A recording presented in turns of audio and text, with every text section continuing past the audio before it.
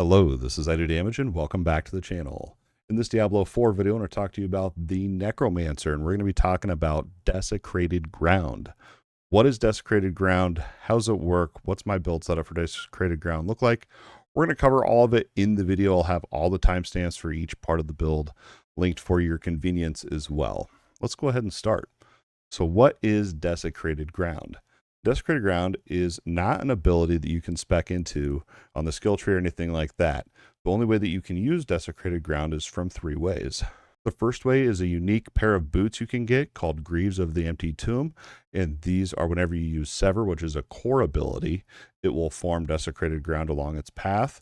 The second is the Blood-Soaked Aspect, and this is when you're in Blood Mist, you'll form a trail of Desecrated Ground, so you can kind of control where the Desecrated Ground is at with this aspect. It's pretty cool. And the most important one is the Ultimate Shadow Aspect. And what Ultimate Shadow Aspect does is it makes it so that your Blood Wave will cast Desecrated Ground. This is going to be our main source of Desecrated Ground for this build. So here's how it all works. It all ties together really nice. So Blood Wave is an ultimate ability. So it is going to have a really hefty cooldown on it. So we are going to obviously be stacking cooldown reduction, anything that we can to get this thing to reset as quickly as possible. And the way I pull that off in this build is by using a couple different aspects that are basically mandatory for this to even work. The first aspect is called Fast Blood Aspect. And what this is going to do is whenever you pick up a blood orb, it's going to take a chunk off of your cooldown. If you're picking up multiple blood orbs, you're getting multiple cooldown reductions. And you can make it so that the thing resets almost instantly. It's really awesome. The other part of this is the Tidal Aspect, and this is going to make it so that your Blood Wave casts 3 times. And the reason that is important is because in the skill tree, you can make it so one Blood Wave will summon 3 blood orbs. 3 times 3 is 9. That's literally 9 blood orbs, and you can get your cooldown reduction just almost instant from this method. That's going to be kind of what makes the build actually tick, but let's just go ahead and cover what it's going to look like and the kind of the playstyle you're going to be looking at here with this Desecrated Ground build. Main way it's going to work, the main thing you need to know about this is each instance of Desecrated Ground does not stack with itself. So what I mean by that is the Blood Wave Desecrated Ground will not stack with itself. So if you cast Blood Wave, get it the cooldown reset, and cast it again to get another Desecrated Ground, that will not stack up. So you only really need one instance of that out, and I believe it lasts for 4 seconds. So as long as you're recasting your Blood Wave every 4 seconds, or if like monsters move out of the ground effect, you could recast it so it's hitting the monsters just to make sure the damage is rolling. And then the other part is your boots, so your Sever, and then the Blood Mist. Those are all separate instances of Desecrated Ground. Now those do stack. So if you have your Blood Wave out and you use Sever, you have 2 instances of Desecrated Ground, and those 2 separate instances will stack and deal damage separately. So that does work in that way. So now that you know just spamming Blood Wave is not going to be the way to go, how's this going to work? Well, I got the answers for you. You're going to be just dropping your Desecrated Ground, letting it tick. In between that, you're going to be using your Sever as much as possible. Sever is another great way to get Desecrated Ground. And on top of that, we have our Corpse Tendrils, which is going to be what pulls all the monsters into your ground effects and gets those cleaves with Sever. On top of that, you can also make it so those Corpse Tendrils will spawn blood orbs as well. More blood orbs, more cooldown, great. On top of that, you do have your Blood Mist. You'll see a little bit here in the build when we talk about aspects, we'll talk about this. But Blood Mist is more for survivability as well as popping corpses and corpse explosions, so you get more shadow damage ticks, which will help your Shadow Blight deal more damage. Now, Shadow Blight is a key passive. We'll talk about it a little bit later in the video as well. The new thing they added in Season 5 that I really like that's helped this build out a little bit, in my opinion, is the aspect of the Cursed Aura. And what this is going to do is this is going to basically automatically curse enemies around you with both curses, Decrepify and Iron Maiden. Now, both of these are really great curses. And then on top of that, it also will spread the curses around as well. So it's really awesome because you don't have to manually cast your auras anymore. Now, the Decrepify curse is going to reduce your cooldown reduction. Again, you can see why. We don't only want cooldown reduction for Blood Wave, but we also want it for Blood Mist as well. So as much cooldown as we can get, the better. And then it also will auto cast the Iron Maiden Curse, which will deal damage, and you can make this thing convert it to Shadow through the Torturous aspect, which is going to get more Shadow ticks for the Shadow Blight. You're going to see some themes here: cooldown reduction, Shadow damage. You're going to see a lot of themes here in this build that all really synergize to make this build really fun. So that's kind of the build, how it works, what Desecrated Ground is, and how you kind of get Desecrated Ground even out on the playing field anyway. So let's go ahead and cover the stats that you're going to be chasing. The website I like to use for my Diablo 4 builds is d4builds.gg, and I will have the link to this build in the description below as well. I do love this site, so let's go ahead and pop it up here and check it out. The main affixes you're going to be looking for, a general rule of thumb I use for my builds, is I always want max life as well as intelligence. Now, we're not going to be using materials might in this build, so we are going to need to find a better way for resistances as well as armor. So you'll see in the build that there's some areas where we work that in, but our main affixes we're going for here is intelligence, max life, and cooldown reduction, as well as damage over time. Now there's certain item slots in the game that you can only roll cooldown reduction on. For example, helmet and amulet, I believe, are the two you can roll cooldown reduction on. So like you're not going to be able to find it on other item slots, obviously. And then same with damage over time, which is more common to see on gear. You can find it on gloves and both rings, as well as your weapon, I believe. But if you want to know the exact affixes you want on the exact piece of gear and what to try to get your masterworks on, check out the guide. We're not going to go through each individual one, but those are the main stats you're looking for: intelligence, max life, cooldown reduction, and damage over time. Now, when it comes to tempers, this one's a little bit weird because you have some choices that you can kind of make. And I've probably spent too much time kind of overthinking which way to go with this, I guess.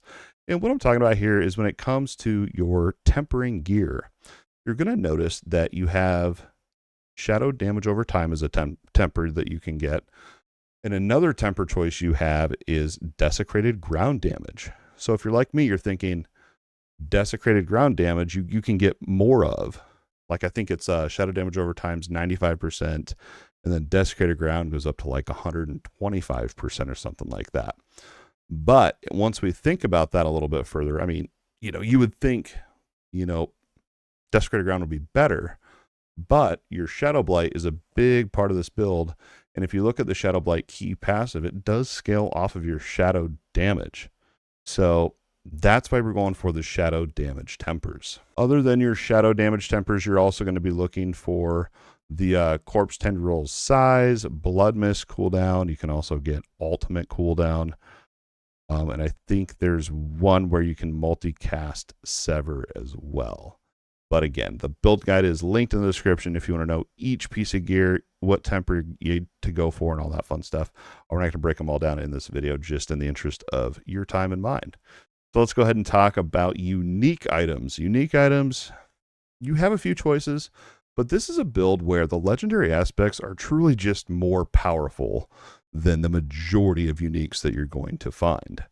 So the very first unique that you have to have, that is required for this build, is Greaves of the Empty Tome, as I mentioned at the beginning of the video. These boots are pretty interesting. Whenever you evade, you leave behind desecrated ground, you get more evade charges. You can get up to, I think it's 5 evade charges with this thing. Increases the size of Sever, gives Sever a chance to cast twice. You also get damage reduction from enemies that are affected by shadow damage over time, which is going to be every enemy. You're getting damage reduction. You're getting ranks to Reaper's Pursuit, which is going to give you movement speed. It's a passive you can find on the skill tree. Not super important, but, movement speed is always nice. But the big thing here is that Sever leaves behind desecrated ground that deals damage over 2 seconds. So not going to be out very long. 2 seconds is not a super long time, but your goal is to be able to cast Sever every time that you have energy. And as long as your desecrated ground, your big blood wave is out, and everything else is out, you're going to be using these boots, the Sever. You're going to be using Sever. Basically, my rotation, maybe I should have mentioned at the beginning of the video, is basically I'll put down Blood Wave, I'll use Corpse Tendrils, I'll spam Sever until I'm out of energy, And then I'll blood mist around, pick up blood orbs, reset the ultimate blood wave. Basically, it's like every 4 seconds you want to make sure that you're able to cast Desecrated Ground again. Then Sever in there as well, which you can see why these boots are useful. There's another unique in the game you could use if you went more to a corpse explosion focused build, which I decided not to because it was just too much of an investment in terms of legendary aspects and stuff. But it is called, I think they're called Howl from Below.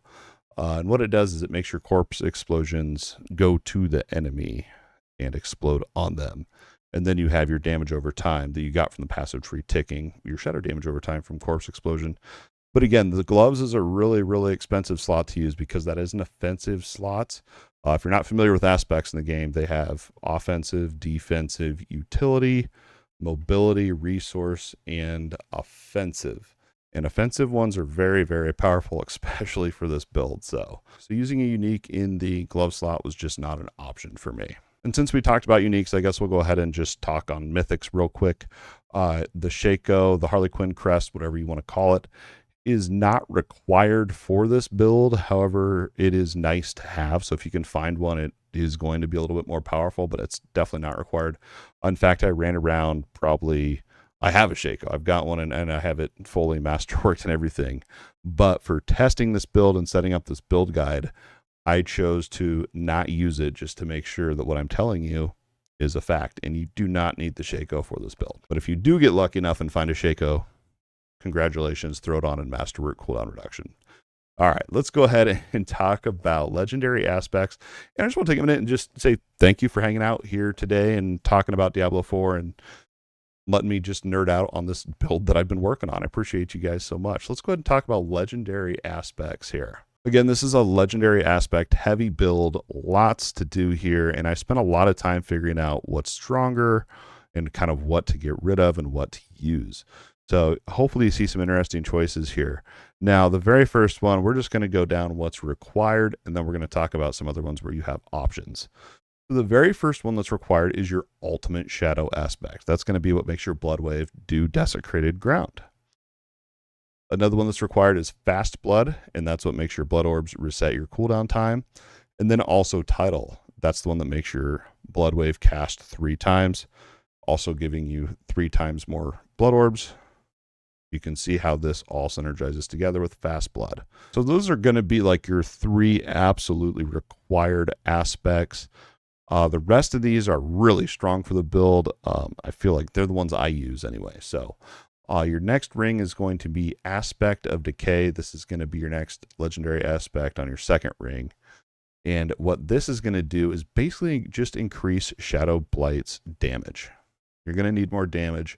Since this is a damage over time, you're not going to be doing hits like a bunch like you see with the Lightning Spear Sork.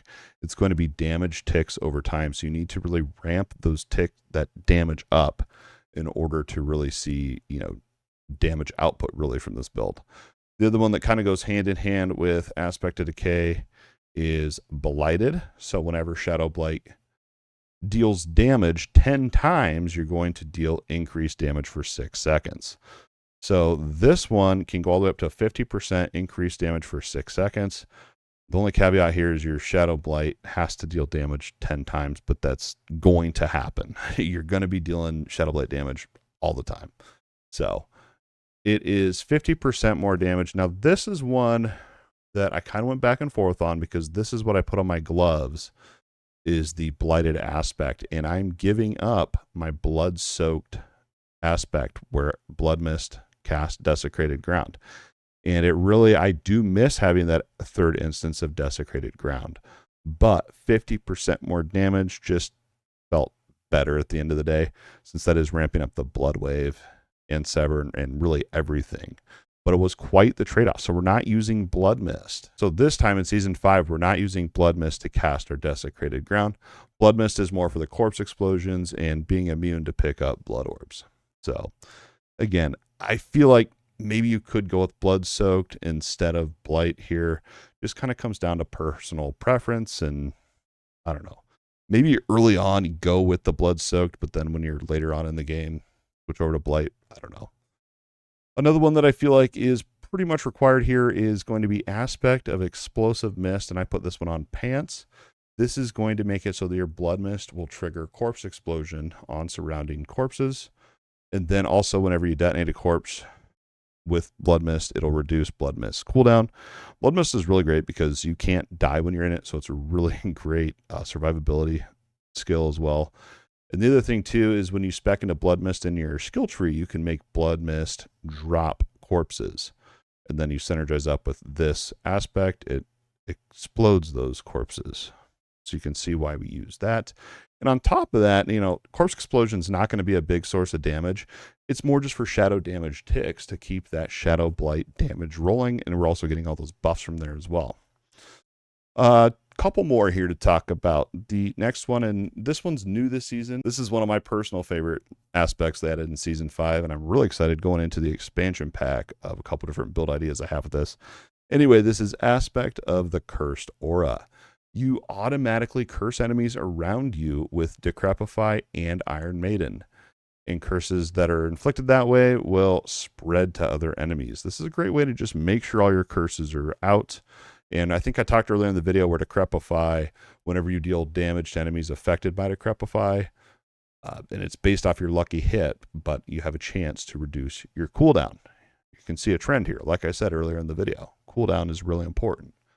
So Decrepify gives you cooldown, and so you do need a little bit of lucky hit for that to proc as well. And then you have Iron Maiden, which is a weird one, but Iron Maiden does do damage.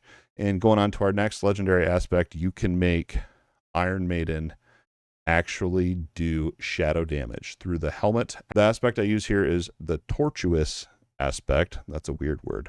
Tortuous aspect, and Iron Maiden becomes a darkness skill and deals shadow damage, obviously to help us proc our shadow blight ticks. We're seeing trends here in the build. And also they have a chance to be stunned when they take damage from Iron Maiden. Not huge, but you could work in damage to crowd-controlled enemies if you wanted to and find a little bit more damage there. But it's more just for that darkness ability because you're always going to have Iron Maiden up by auto-casting it. Now, if you do happen to find a Shaco, again, this torturous aspects, it's not a massive source of damage. But if you find a Shaco there, I would put it there instead of this torturous aspect in the helmet slot. So again, it's not required though, and on our helmet we're getting cooldown and everything. So again, just check the link out for that helmet slot and kind of think on the build guide though. I don't have Shaco, but if you do find a Shaco, as I said, masterwork cooldown reduction and use it. It'll be an upgrade. Thank you again so much for hanging out with me here today. I absolutely love talking about action RPGs, and hopefully you guys find some entertainment value here as well. Let's go ahead and touch on gems. Gems are a pretty important part of the game. So our amulet in both rings are going to run skulls. I think we see that in every single build, and that's just for that armor. That's like 1,500 armor, 1,575 armor to be exact, which almost is an entire item, basically, is where you're getting armor from. So Ammy in both rings is going to be armor. Now, over on your weapon, obviously we're going to go with the amethyst for damage over time. And then on your armor slots, I go with max life. Because I guess maybe I didn't touch on that earlier in the video, but a large part of your survivability is going to be Fortify. You're going to see it when we talk about the Paragon skill tree, and Fortify is going to be literally how you survive with this build. And Fortify, I believe, scales off your max health as well. So over on your Book of the Dead, your Skeletal Warriors, you're going to sacrifice all of your minions. This is not a minion build at all. So your Skeletal Warriors, you're going to sacrifice the Reapers, which is going to give you increased shadow damage. Over on your mages, we're going to sacrifice the shadow ones, which will increase your max essence and essence generation. It's not massive, but that's just what I ran. And then over on your golems, we'll sacrifice the blood golem to increase your max life. Let's go ahead and talk about the skill tree here as well. Again, this is d4builds.gg. I'll have the link down in the description below. I think I said that a few times now in the video, but here's how we're going to break this thing down. We're going to go into decompose. I know we didn't really talk about that at the beginning of the video, but that's going to be like if you're out of everything, if you're out of essence, you can use decompose to kind of generate it, which is not, you definitely shouldn't be spamming decompose, but it's there as an option. So we'll put 1 point there just to have it, and then you're going to have it so that decompose makes an explosion, and then up here explosions from decompose will make enemies vulnerable. You'll see in our Paragon board we play into vulnerable damage a little bit as well. Over in Sever, we put a whole 5 points in there, 1 into enhanced. And then basically what that's going to do is it'll damage enemies along the path. Not massive, but every third cast of Sever will make enemies vulnerable. Again, vulnerable damage. Now we only put 1 point into Blood Mist, and the reason for that is you can put more points in there if you want to, but I chose not to since we get a lot of cooldown reduction from the Decrepify curse that we talked about earlier. We're also going to, we're not doing any overpower stuff, so that doesn't matter. But this is the one, remember when I was talking about aspects that make, this will make Bloodless leave behind a corpse every 1 second, and then your aspect will explode that corpse. Now, corpse explosion, again, not really for the damage, so you could put less points into this if you wanted to. Basically what this is going to do is it makes it so you have corpse explosion, increase the radius. And the big part right here is your blighted corpse explosion. This is what makes it actually do shadow damage over time. We're also going to pick up Bone Prison, 1 point, and then 1 point into Enhanced, and this will make it so that enemies are made vulnerable. And we will actually be manually casting Bone Prison for that vulnerability buff as well. We're going to go ahead and down here, and we're going to put 2 points into Death's Approach for movement speed. It's not massive. You could use these points elsewhere on the tree if you wanted to. We're going to go 5 points into Iron Maiden and a point into Enhanced, and then this is going to make it, remember, you're auto casting these, so it doesn't even cost you essence to cast these. It's just an auto cast. And then you're also going to pick up the Hoarded Iron Maiden, so that when there's 3 enemies cursed, which there always will be unless you're on a boss fight, it'll increase the damage of that curse. Amplify damage, this is whenever enemies are cursed, you deal more damage to them. And then down here on Decrepify, we've talked about this one quite a bit. It's going to slow them and make the enemies deal less damage, which is going to help out with your survivability as well. And then Enhanced, which will have a chance to stun. Not huge, but the big one here is the cooldown node that we talked about as well. Down here, we're going to pick up Corpse Tendrils. I did talk about these at the beginning of the video. This is how you're pulling all your monsters into your ground AoEs. And then you have choices here. So this one, I went with Vulnerable. That makes them vulnerable. I was trying to find ways to ramp up more damage. But if you are Blood Orb starved, you can make Corpse Tendrils have a chance to drop Blood Orbs if that's how you want to go. Again, I was not having an issue having enough Blood Orbs out, so it just made more sense for me to go with the Vulnerable node there. Here's another one you can get. This one's really huge, especially for that Fortify that we were talking about with this build. Whenever a corpse is formed from your skills or your minions, you're going to Fortify for 6% of your maximum life. Super important to have. You're always going to be forming corpses. You're always going to be getting Fortify. And again, especially when that Blood Mist is spawning corpses as well. So Blood Mist is great, like for the survivability, you're immune, and it also generates Fortify as well. We go over here, 1 point into Reaper's Pursuit, and that's just to kind of make it so we can get over here to Crippling Darkness, which has a lucky hit chance to deal shadow damage. Again, that's for the Shadow Blight procs that we're going to be talking about when we get down here. Next up is our Ultimate Blood Wave. We've talked about this one extensively. We're also picking up the Blood Orbs. We're also going to be picking up Supreme Blood Wave. This is required. This is what makes those Blood Orbs spawn with your Blood Wave. Down here, we pick up a little bit of damage reduction when you have no minions. Pretty good. 18% damage reduction. Remember, we sacrificed all our minions in the Book of the Dead. And the bread and butter to this build as well is the Shadow Blight key passive. We've talked about this throughout the whole video. Basically, the way it works is when you're dealing shadow damage, you inflict Shadow Blight, and every 8th time that they get shadow damage, they'll get a stack of this, and then they'll take more shadow damage. And again, it all scales off of your shadow damage. This, and you'll see it, like if you ever go sit on a target dummy, you'll see when you have the Shadow Blight rolling, it really does do a lot more damage. And last but not least, and we're not going to go super crazy with the Paragon board here. Just again, this video is already running over. I didn't want the video to be this long. I apologize. But again, thank you for hanging out with me here today.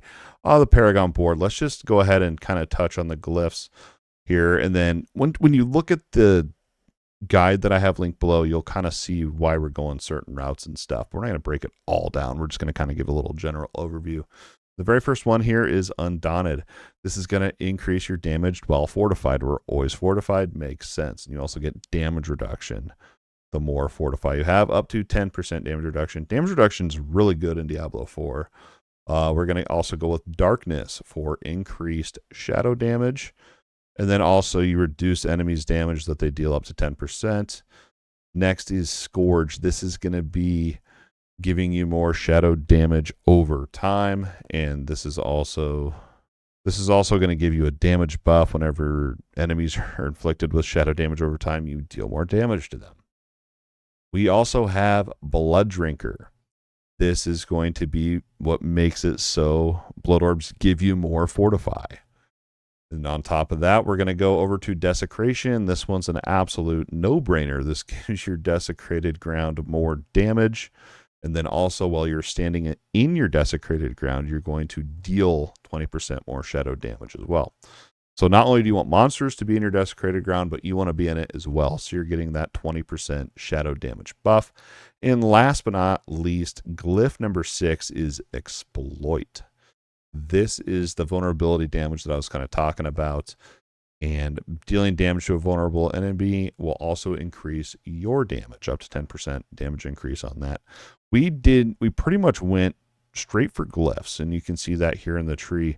I think the only legendary node I even grabbed, I guess I grabbed 2, is Wither, which gives you more shadow damage over time, gives them a chance to deal bonus damage based off your intelligence. And we also picked up Scent of Death, which gives you damage reduction if there's corpses nearby, and if there's no corpses nearby, you deal increased damage. Not really required. I just grabbed it because it was just an extra 2 Paragon points, so it wasn't that much of an investment anyway. That is going to be the Paragon skill tree. Again, check this out in the link below. And when Vessel of Hatred comes out, we can only have 5 glyphs, so we'll have to revisit this in Season 6. That's going to wrap it up for this Diablo 4 Desecrated Ground Necromancer build guide video. Hopefully you enjoyed hanging out here today with me and talking about the build. Maybe you learned something, maybe it sparked some inspiration for your own build, or maybe you just had fun talking about nerd stuff with me. Either way, I can't thank you enough for your continued support. Please consider becoming a YouTube channel member today, and if you haven't yet, make sure you hit that like and subscribe button if you think I've earned it. Thank you guys so much, and don't forget, your view alone means the absolute world. As always, thanks for watching, and we'll see you in the next video.